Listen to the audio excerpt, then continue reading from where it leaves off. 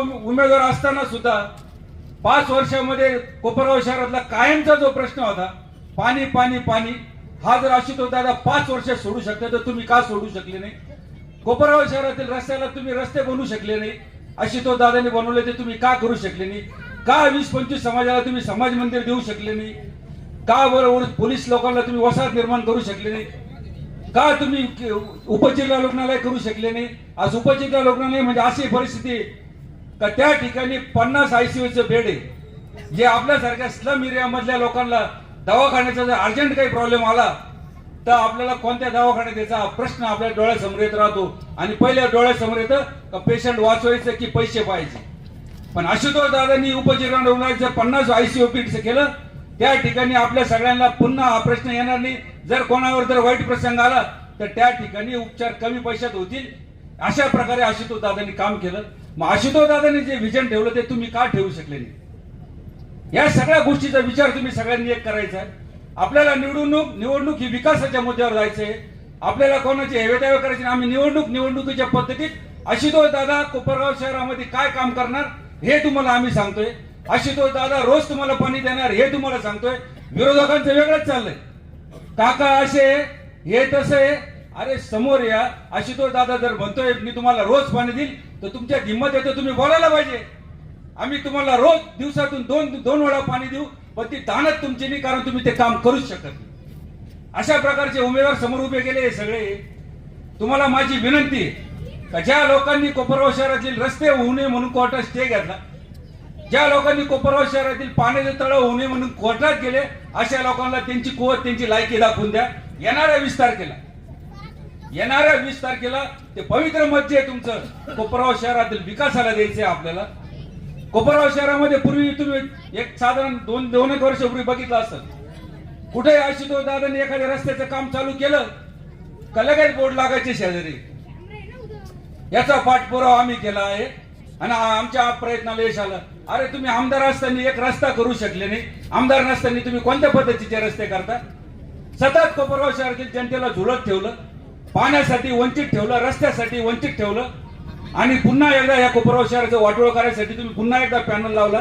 तुम्हाला जर कामं करण्यासाठी नगरसेवक निवडून द्यायचे नाही, कामासाठी खोडा घालण्यासाठी नगरसेवक निवडून द्यायचे, निवडणूक तरी कशाला लढवता? पूर्ण 30 उमेदवार तुम्हाला भेटले नाही. तुमच्या चिन्हावर तुम्ही 30 उमेदवार सुद्धा लढू शकले नाही. आशुतोष दादांचे सरसगट 30 घड्याळे, नगराध्यक्ष पदाचं घड्याळ तुम्हाला 30 उमेदवार भेटू शकले नाही कोपरगाव शहरामध्ये. तुम्ही काय आशुतोष दादाच्या विकासासमोर लढणार आहे? म्हणून तुम्हाला विनंती आहे माझी, आशुतोष दादांनी जे काम केलं त्या कामाला आता निर्णायक वेळ आलेली आहे. निर्णायक वेळ याच्याकरता आलेली आहे की उद्या जर आशुतोष दादांची सत्ता आली, आशुतोष दादा इथून पुढे 4 वर्ष या कोपरगाव शहराचे आमदार राहणार आहे आणि आशुतोष दादाच्या विकासावर मी ठाम सांगतो तुम्हाला, विकास कामावर आशुतोष दादाला भविष्यामध्ये कोणीच पराभूत करू शकणार नाही याची गॅरंटी मला आहे. कारण आशुतोष दादाचं काम बोलतं, तोंड नाही बोलत नुसतं काम बोलतं. तुम्हाला विनंती एकच आहे माझी की नगरपालिकेमध्ये फुल मेजॉरिटी म्हणजे 30 ते 30 तुम्ही घड्याळाचे सीट निवडून द्या. नगराध्यक्ष पदासाठी काका साहेबांसारखा उमेदवार निवडून द्या. म्हणजे आशुतोष दादाला भविष्यात तुम्हाला सांगायला जागा नाही राहणार. कमी तुम्हाला रोज पाणी का देऊ शकलो नाही किंवा कोपरगाव शहरामध्ये अशी सुविधा देऊ शकलो नाही.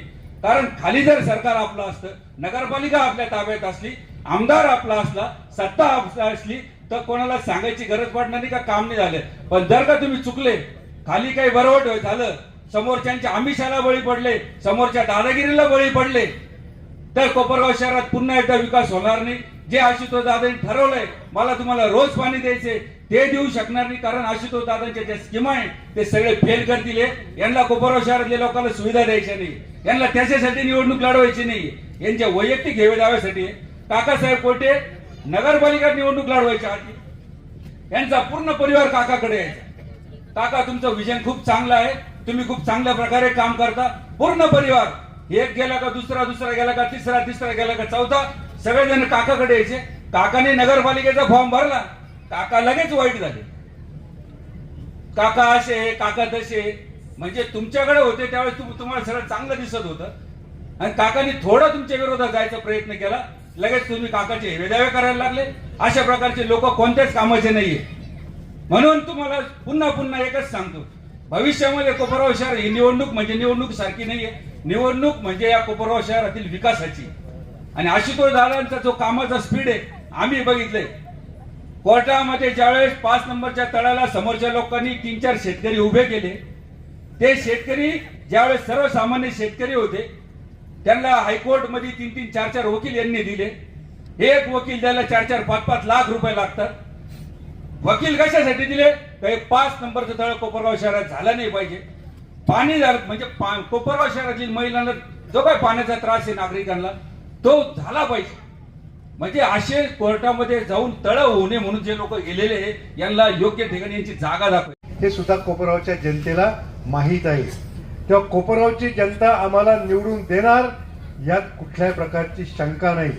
फक्त माझी जनतेला एकच विनंती आहे, मी नगराध्यक्ष झाल्यानंतर माझ्या विचाराचे 30चे 30 नगरसेवक निवडून आले पाहिजे. अशा प्रकारे मतदान करा. घड्याळाचे 30चे 30 उमेदवार निवडून आले पाहिजे. अन्यथा आशुतोष दादांनी जे कामं मंजूर केलेले आहेत त्यामध्ये खोडा घालण्याचा प्रयत्न हे विरोधक निश्चितपणे करतील. आशुतोष दादा पुढचे 4 वर्ष आमदार राहणार आहेत यात कोणाच्याही मनामध्ये शंका नाही. 1 वर्षापूर्वी आपणच त्यांना भरघोस मताने निवडून दिलं, 5 वर्षाकरता निवडून दिलं. त्याचे 4 वर्षे ते राहणार आहेत आणि प्रत्येक गावाला विकास निधी हा आमदारामार्फत मिळतो, माजी आमदारामार्फत मिळत नाही. तेव्हा आशुतोष दादा जो निधी आणणार आहे त्या निधीतून चांगल्या प्रकारची कामं करण्यासाठी दादांनी माझ्या अंडर 30 नगरसेवकांची टीम दिलेली आहे. तेव्हा या 30 नगरसेवकांच्या माध्यमातून मला कोपरगावचा विकास आणि विकासच करायचा आहे. बंधू भगिनींनो, मी यापूर्वी सहकार चळवळीमध्ये काम करत होतो. राजकारणामध्ये 25 वर्षापूर्वी अनेक धोके झाल्यामुळे मी राजकारणापासून बाजूला गेलो होतो.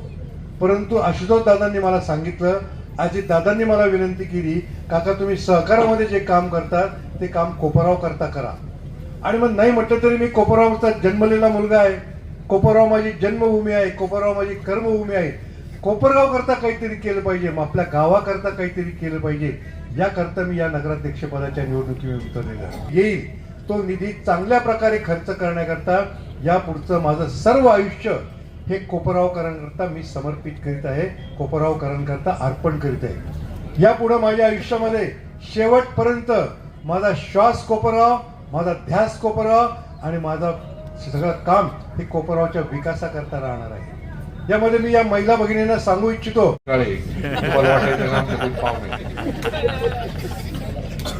समोर सगळे त्यांचे म्हणजे नगर अध्यक्ष पदाचे उमेदवार त्यांचे घरातले काका कोयटे काय माझे पाहुणे नाही, हे काय कोणी माझे पाहुणे नाही. हे सर्व तळमळीने काम करणारे कार्यकर्ते आपल्या सुखदुःखामध्ये आपल्या अडचणी सोडवण्यामध्ये कायम त्यांचा पाठपुरावा माझ्याकडे असतो. एवढे काही कामं आपण या ठिकाणी करतो हे सर्व आपल्या मागणीप्रमाणे ते मला सांगत असतात, हे झालं पाहिजे ते झालं पाहिजे. म्हणून त्या पद्धतीचे सर्व उमेदवार देण्याचा आपण प्रयत्न केलेला आहे. यांच्या मागे आपण सर्वांनी मोठी ताकद उभी करून या सर्वांना आपण उमेदवार नगरसेवक म्हणून त्या ठिकाणी निवडून आणा. घड्याळ चिन्ह सगळ्यांचं घड्याळ चिन्ह आहे. 13 नंबर असू 11 नंबर असू कुठलाही प्रभाग असू त्या ठिकाणी घड्याळ चिन्हाचं बटन दाबा अशी विनंती आपल्या सर्वांनी आपल्या आपल्या नातेवाईकांना मित्रांना सर्वांना करावी. एवढी कळकळीची विनंती आपण सर्वांनी या ठिकाणी मान्य करावी. येत्या 20 तारखेला मतदान करून 21 तारखेला गुलाल घेण्यासाठी त्या ठिकाणी उपस्थित राहावं अशा प्रकारची विनंती आपल्या सर्वांना करतो. बाकी राहिलेले प्रश्न